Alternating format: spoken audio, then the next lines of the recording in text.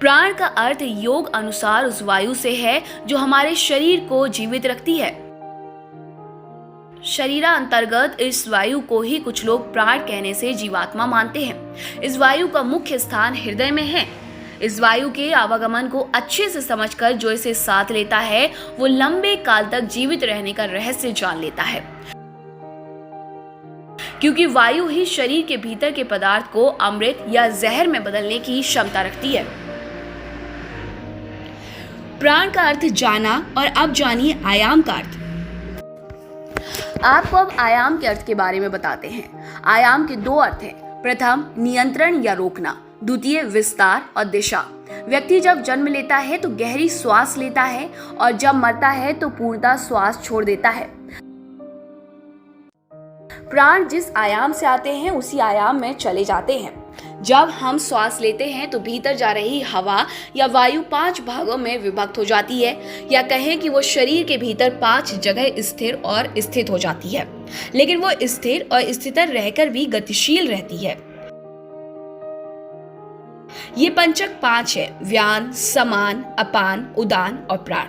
वायु के इस 5 तरह से रूप बदलने के कारण ही व्यक्ति की चेतना में जागरण रहता है, स्मृतियां सुरक्षित रहती है, पाचन क्रिया सही चलती रहती है और हृदय में रक्त प्रवाह होता रहता है।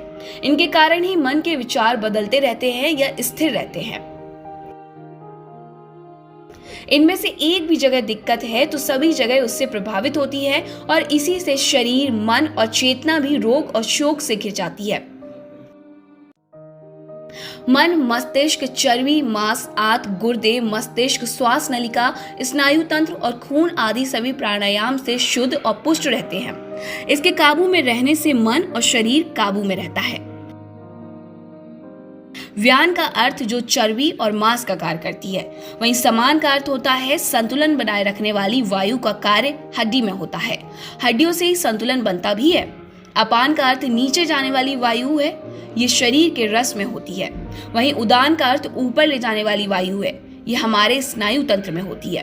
प्राण वायु हमारे शरीर का हालचाल बताती है, ये वो वायु है जो मूलतः खून में होती है।